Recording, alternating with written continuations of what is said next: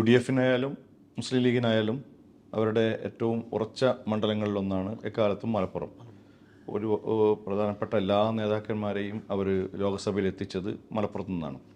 ഇടക്കാലത്ത് PK കുഞ്ഞാലിക്കുട്ടി വരെ ലോക്സഭയിലെത്തി. പക്ഷേ ഇടയ്ക്ക് വെച്ച് അദ്ദേഹം മാറുകയും അബ്ദുൽ സമദ് സമദാനി വീണ്ടും മത്സരിച്ച് പാർലമെൻറ്റിലേക്ക് എത്തുകയും ചെയ്തു. അതുകൊണ്ട് ഇത്തവണയും മലപ്പുറത്ത് UDF-ന് എന്തെങ്കിലും വലിയ ശക്തമായ എതിർപ്പ് ഉണ്ടാവുമെന്ന് എനിക്ക് തോന്നുന്നില്ല. കാരണം മുസ്ലിം ലീഗിൻ്റെ ഏറ്റവും ഉറച്ച സീറ്റുകളിലൊന്നാണത്. അതിൽ അങ്ങനെ തന്നെയല്ലേ അത് ഇപ്പോഴും? അതിൽ യാതൊരു മാറ്റവുമില്ല. ഈ മണ്ഡല പുനർനിർണയത്തിന് മുമ്പ് മുസ്ലിം ലീഗിൻ്റെ ഏറ്റവും ഉറച്ച കോട്ട പൊന്നാനിയായിരുന്നു. അതെ.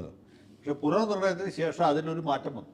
പഴയ മഞ്ചേരിയുടെ സ്ഥാനത്ത് മലപ്പുറം വന്നപ്പോൾ മലപ്പുറമാണ് ഏറ്റവും ഉറച്ച, പഴയ മഞ്ചേരിയേക്കാളും പഴയ പൊന്നാനിയേക്കാളും ഉറച്ച ഒരു മുസ്ലിം ലീഗിൻ്റെ കോട്ട എന്ന് പറയുന്നത് മലപ്പുറമാണ്. മലപ്പുറത്ത് ലീഗിൻ്റെ സ്ഥാനാർത്ഥിയായിട്ട് ആര് മത്സരിച്ചാലും ചെയ്യും. കുഞ്ഞാലിക്കുട്ടി വേണമെന്നില്ല, സമദാനി വേണമെന്നില്ല, രണ്ടാത്താണി മത്സരിച്ചാലും ജയിക്കും, ആര് മത്സരിച്ചാലും ജയിക്കും. ചിഹ്നം കോണിയായിരിക്കണം. അന്ന് ആ ഇലക്ഷനിൽ ചിലപ്പോൾ കേന്ദ്രത്തിലൊരു മന്ത്രിസഭയൊക്കെ UPA-യുടെ നേതൃത്വത്തിൽ വന്നെങ്കിൽ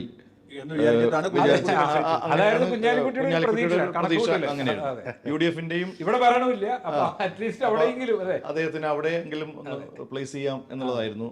പക്ഷെ 2 കൊല്ലം കൊണ്ട് അദ്ദേഹം ഡൽഹി രാഷ്ട്രീയം കുഞ്ഞാലിക്കുട്ടിക്ക് ആ സമയത്ത് വലിയ പേര് കുഞ്ഞാലിക്കുട്ടി വലിയ പേര് മോശമായി കുഞ്ഞാലിക്കുട്ടി. കാരണം പല ചർച്ചകളിലും പങ്കെടുക്കുന്നില്ല, നിർണായക വോട്ടെടുപ്പുകളിൽ പങ്കെടുക്കുന്നില്ല. അപ്പൊ കുഞ്ഞാലിക്കുട്ടി ആകെ ശരിക്കും പറഞ്ഞ ഒരു വിഷമിച്ചൊരു കാലഘട്ടമായിരുന്നു അതായത്. പിന്നെ ഡൽഹി രാഷ്ട്രീയം അദ്ദേഹത്തിന് വഴങ്ങിയില്ല. അതുകൊണ്ടാണ് അദ്ദേഹം. അത് മാത്രമല്ല, അദ്ദേഹം ഡൽഹിയിലേക്ക് പോയപ്പോഴേക്ക് ഇവിടുത്തെ മുസ്ലിം ലീഗിന്റെ അവസ്ഥ കുറച്ച് മോശമാവുകയും ചെയ്തു. അവിടെ പല ഘടകങ്ങൾ വന്നു. ഡൽഹിയിൽ പോയിട്ട് തിരിച്ചു വന്നപ്പോൾ അതിനേക്കാൾ വലിയ പ്രശ്നമായി. കാരണം കുഞ്ഞാലിക്കുട്ടി തിരിച്ചു വരുന്നത് കേരളത്തിൽ മുഖ്യമന്ത്രിയാവാൻ വേണ്ടിയിട്ടാണെന്നുള്ള പ്രചരണം ഭയങ്കരമായിട്ട് ചില കേന്ദ്രങ്ങളിൽ നടത്തി. അതുകൊണ്ട് ക്രിസ്ത്യൻ ന്യൂനപക്ഷത്തിനിടയിൽ ഒരു വിപരീത വികാരം ഉണ്ടായി. അങ്ങനെ ഈ ക്രിസ്ത്യൻ മുസ്ലിം ഭിന്നത ഒരു വലിയ പരിധിവരെ അതെനിക്ക് തോന്നുന്നു ലീഗിന് പറ്റിയ ഒരു കുഞ്ഞാലിക്കുട്ടിയെ കേന്ദ്രത്തിലേക്ക് അയച്ചത്.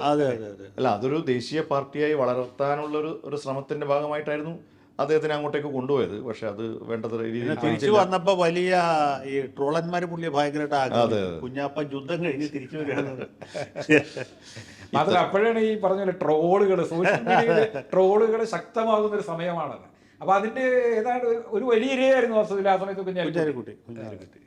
പക്ഷെ ഇന്നും മുസ്ലിം ലീഗിനെ സംബന്ധിച്ചിടത്തോളം കുഞ്ഞാലിക്കുട്ടി തന്നെയാണ് ഏറ്റവും ശക്തനായ വക്താവായാലും കരുത്തനായ നേതാവും. എനിക്ക് തോന്നുന്നു രാഷ്ട്രീയ പാർട്ടിയിൽ ഈ സമീപകാലത്ത് ഒരു വലിയ പ്രതിസന്ധിയെ മറികടന്ന് ഇങ്ങനെ സർവൈവ് ചെയ്തിട്ട് അല്ലേ, ഈ ഐസ്ക്രീം പാർലർ കേസിനെയൊക്കെ ഈ രീതിയിൽ സർവൈവ് ചെയ്തിട്ട് ഇപ്പോൾ വളരെ ശക്തനായ ഒരു നേതാവായിട്ട് അങ്ങനെ അധികം നേതാക്കളൊന്നും ഇല്ല അല്ലേ കേരള രാഷ്ട്രീയത്തിൽ. വലിയ വിവാദങ്ങളും അപവാദങ്ങളും കിംവദന്തികളും ഒക്കെ മറികടന്ന് പുള്ളി ശരിക്കും തിരിച്ചുവരവ്, ഗംഭീരമായ തിരിച്ചുവരവ് തന്നെയാണ്. അതായത് ഒരു ഈ മേക്ക് ഓവർ എന്ന് പറയില്ലേ അല്ലേ, അത് വാസ്തവത്തിൽ സംഭവിച്ചിട്ടുള്ള അപൂർവം ചില നേതാക്കളുടെ ഒരാളായിട്ടാണ് കുഞ്ഞാലിക്കുട്ടി വിലയിരുത്തപ്പെടുന്നത്. അപ്പൊ എന്തായാലും CH മുഹമ്മദ് ശേഷം വലിയൊരു നേതൃത്വത്തിൽ വലിയൊരു ശൂന്യത ഉണ്ടായിട്ടുണ്ട്. അപ്പോൾ ആ സ്ഥാനത്തേക്ക് പിന്നെ ശക്തനായിട്ട് കടന്നു വന്ന ആൾ പാണക്കാട് കുടുംബത്തിൻ്റെ വലിയ പിന്തുണ ഉണ്ടായിരുന്നു എങ്കിൽ പോലും കുഞ്ഞാലിക്കുട്ടിയാണ്. അദ്ദേഹത്തിന് സമശീർഷനായ മറ്റൊരു നേതാവ് സ്റ്റേച്ചറിലുള്ള വേറൊരാളില്ല, ഒരു ഘടകമാണ്. അപ്പോൾ അതുകൊണ്ട് തന്നെ അദ്ദേഹത്തിന്റെ പിൻഗാമിയായി വന്നത് സമദാനിയാണ്. വീണ്ടും എനിക്ക് സമദാനി ഒരു പക്ഷേ പൊന്നാനിയിൽ മത്സരിക്കാം. ET മുഹമ്മദ് ബഷീറിനെ മലപ്പുറത്തേക്ക് കൊണ്ടുവരാൻ ആലോചനയുണ്ട് എന്ന് പറയും. കൂടുതൽ സുരക്ഷിതമായ സീറ്റ് മലപ്പുറമാണ് എന്നുള്ളതിന്റെ അടിസ്ഥാനത്തിൽ അതൊരു സാധ്യത അവിടെ ഉണ്ട്. പക്ഷെ മലപ്പുറത്തിന്റെ കാര്യത്തില് CPM-ന്റെ ഒരു സ്ഥാനാർത്ഥി അവിടെ മത്സരിക്കും എന്നുള്ളതിനപ്പുറത്തേക്ക് പ്രത്യേകിച്ച് പ്രസക്തിയൊന്നും മലപ്പുറത്തില്ല. പക്ഷെ പൊന്നാനി ഒരു ഫൈറ്റിംഗ് സീറ്റാണ് എന്തായാലും. അതെ, മലപ്പുറത്തെ സംബന്ധിച്ച് ഞാൻ കഴിഞ്ഞ തവണ പറഞ്ഞ ഈ സാനു എന്ന് പറഞ്ഞ ഒരു ചെറുപ്പക്കാരനാണ്, SFIയുടെ നേതാവ്, അദ്ദേഹമാണ് വിളിച്ചത്. ഞാൻ പറഞ്ഞു സാനുവിന് കല്യാണം ആലോചിക്കുമ്പോൾ പറയാം മലപ്പുറത്ത് കുഞ്ഞാപ്പക്കെതിരായിട്ട് മത്സരിച്ച ആളാണ് എന്ന് പറഞ്ഞ പെണ്ണിന്റെ വീട്ടുകാർക്ക് പുള്ളിയെ കുറിച്ച് ഒരു മതിപ്പുണ്ടാവും. ഇനിയിപ്പോൾ അതും പറയാൻ പറ്റില്ല, സാനുവിന്റെ കല്യാണം കഴിയും. അപ്പൊ അതുകൊണ്ടൊരു സ്ഥാനാർത്ഥിയെ കണ്ടെത്തും. അത് പിന്നെ മുസ്ലിം കമ്മ്യൂണിറ്റി തന്നെ കണ്ടെത്തലാണ് പതിവ്.